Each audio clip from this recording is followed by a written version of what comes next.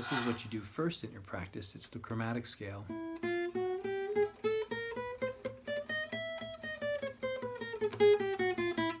You're going to play string 1 open, 1st fret, 2nd fret, 3rd fret, pinky. Two things come from this: the coordination of playing the note with the pick when you place your finger down. You're going to be mismatched if you put your finger down, wait a long time, then pluck it. You're also going to be mismatched if you pluck it too soon. And this is all about coordination. Open, press and play, simultaneous press and play, or I might say press and pluck.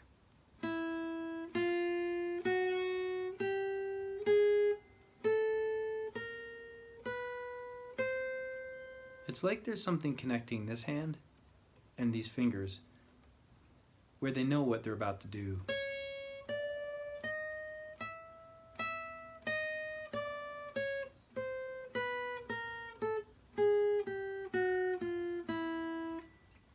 Just worry about the first string. If it's super easy and you can play it at quarter notes at 72, move on to string 2.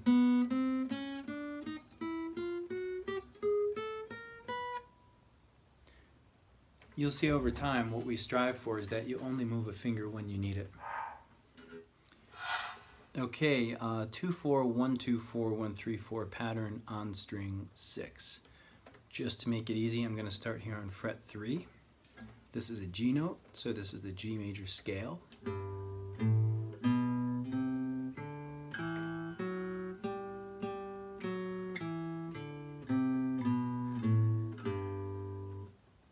I'm going to move it to fret 5 middle finger. So what we're doing here is really position playing. The fret numbers would be 5-7, 4-5-7, 4-6-7. Since fret numbers change and finger numbers don't, I always think it's easier to think of your finger numbers or finger pattern. We have 5, 7, 4, 5, 7, 4, 6, 7. To me, it's easier to remember 2, 4, 1, 2, 4, 1, 3, 4. 4, 3, 1, 4, 2, 1, 4, 2. Let's move this up to fret 7. Ready and play.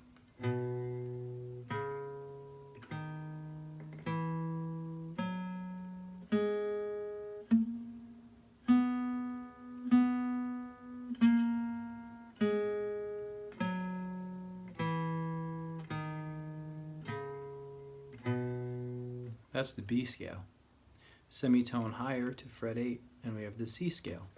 1, 2, 3, 4.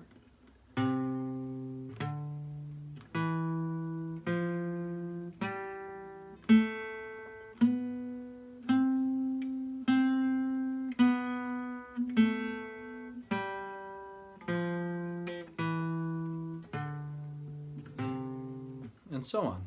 That's the pattern. Middle finger starter note, root string 6, anywhere. Root string 5. We're coming right back to middle C here. We're going to go on root string 5, fret 3. Root string 5, middle finger. Same pattern as always, 2-4, 1-2-4, 1-3-4.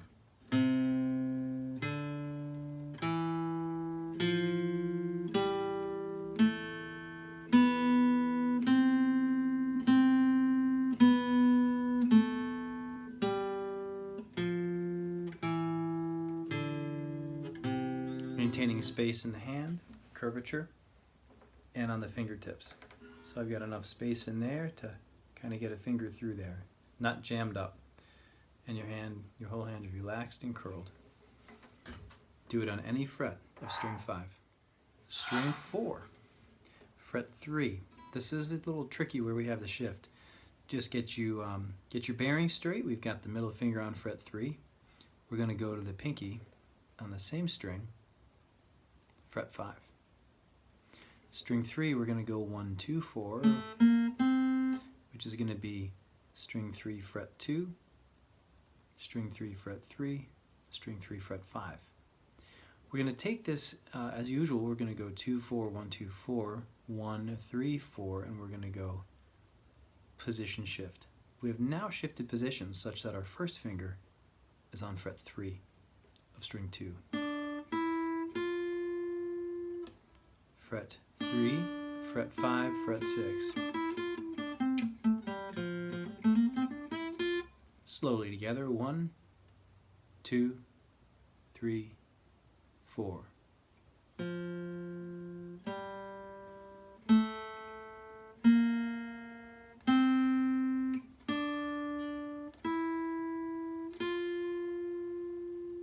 Back down.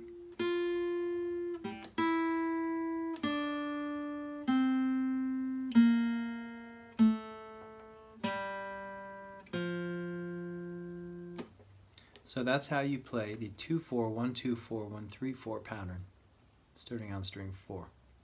You now have the complete circle of fifths and cycle of fourths. If this is middle C, then this is G, back to middle C, to the key of F. C, G, C, F.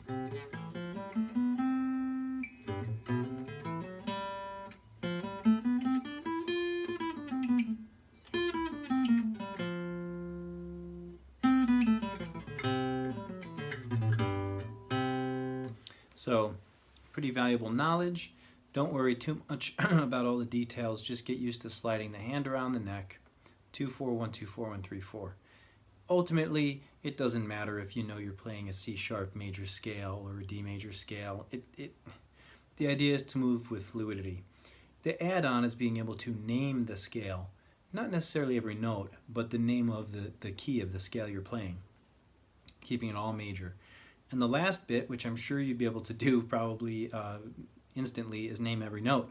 So if you have your do, then you know what your re, mi, fa, sol, la, ti, do would be in every key. That's not so important right now, but most important is being able to put your fingers on the guitar in an appropriate fashion, technique-wise. That's the physical part. Musically, play half notes and be able to play through this 2-4-1-2-4-1-3-4 in string 5 is the root, string 6 is the root, and then string 4 is the root.